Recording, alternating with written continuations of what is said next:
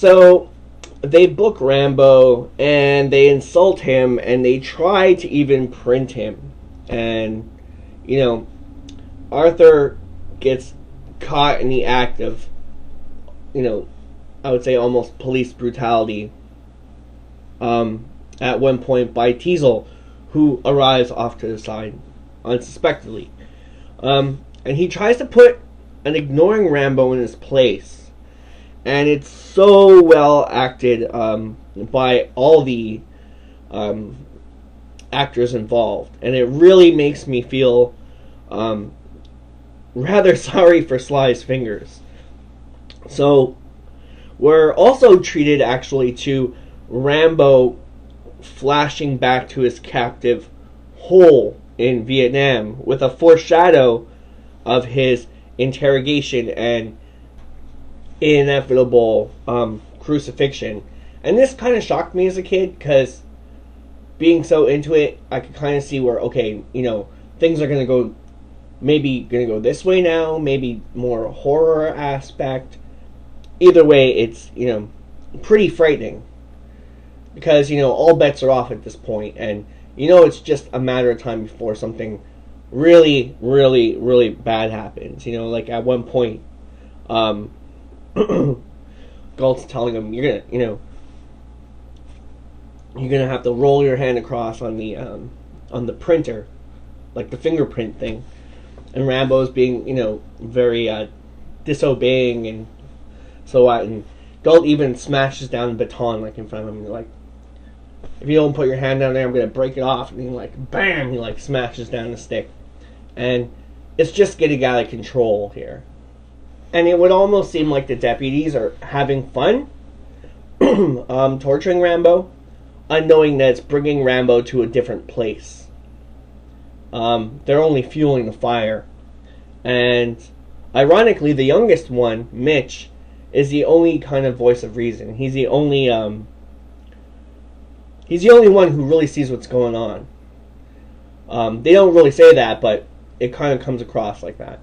And David Caruso's acting here is just brilliant. I don't know really what he was in before this, but he really shines through here, and you could really see that future David Caruso, the established David Caruso, peeking through these young eyes. So that is very cool indeed as well. They give him some really great lines in this movie throughout, his time. I think he's only in it for maybe half the movie, but they really give him some great stuff to work with. And it really helps to give us a knowledge of Rambo's character even better. So going back to the flashback. In the flashback, Rambo's in the pit. He's all tied up. He's looking up, and the Viet Cong look down at him, and they're laughing, and they're pouring feces on him in the hole. And David Caruso learns the hard way, actually, that Rambo doesn't like to be touched. He goes to grab Rambo's dog tags, and Rambo, snaps back at him, to which Galt's like, you got 2 seconds before I break your face in, almost wanting to smash Rambo. Rambo, sorry. So, we're introduced to the to his name, which is different from the book. In the book, it's Rambo, and here it's John Rambo. When Johnny comes marching home. And we're also introduced to the J initial. So it's John J. And one day we're going to figure out what that John J stands for, or what that middle J stands for.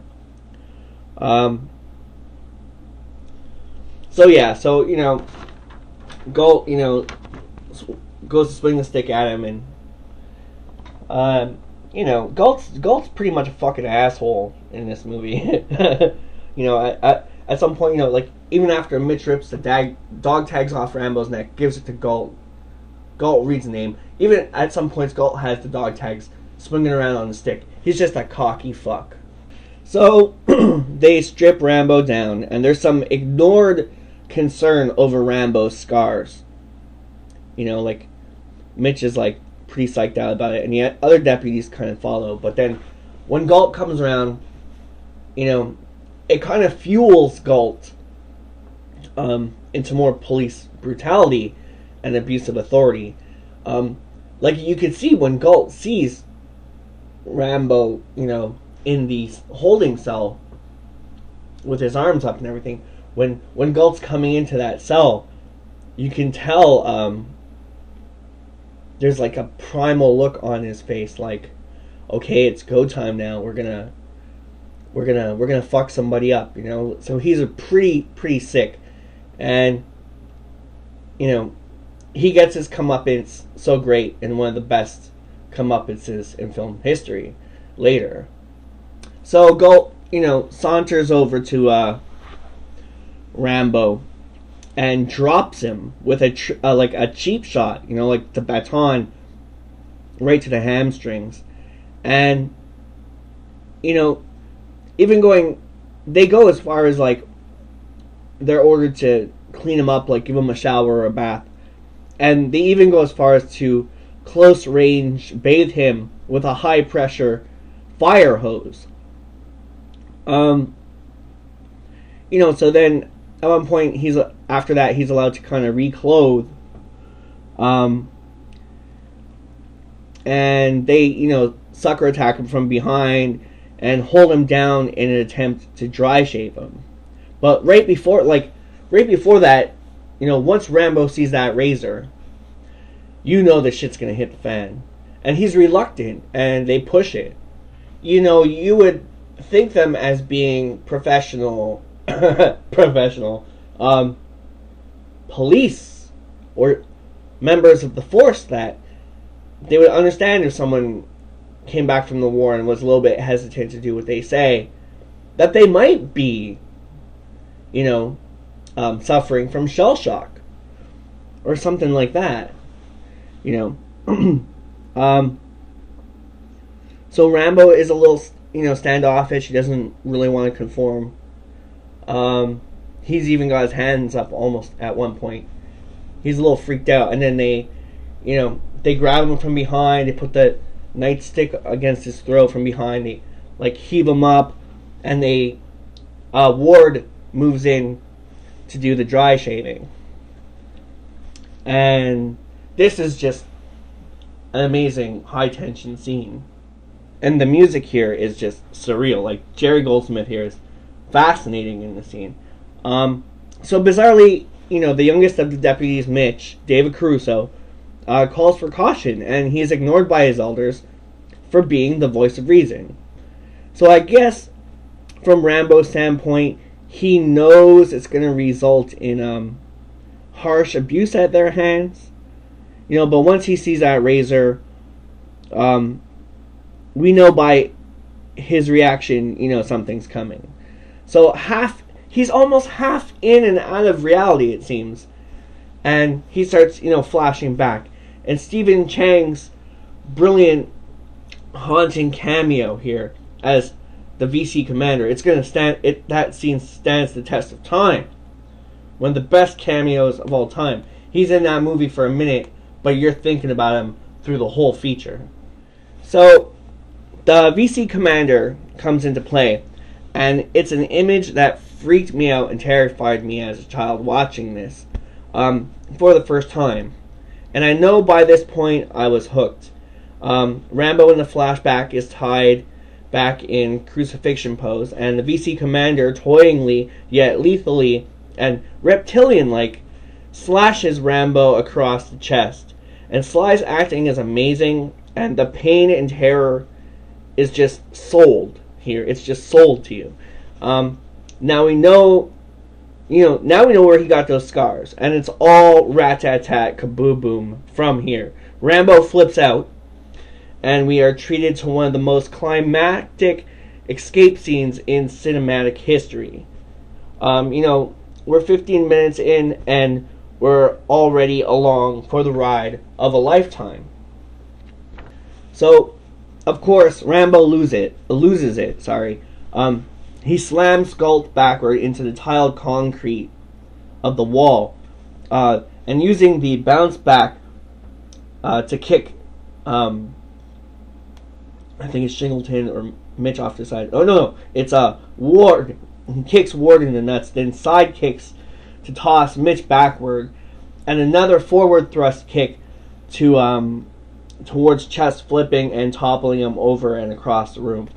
Then he slams Galt a few more times and backhand bitch slaps Mitch to the ground.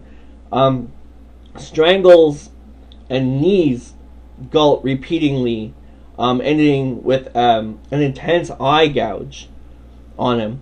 Flips Ward or Shingleton, I can't remember which one. Again, flips him over. Then busts his ribs with an incredible punch.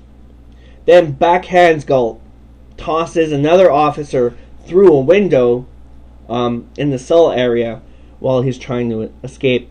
Even using the cell bars at one point to deliver a dual windbreaker kick, sending Teasel over a desk and misfiring his gun. So John Jay bolts up the steps, triple elbows with a great combo. Another officer, like elbow push, and tosses him through out the window of the second floor.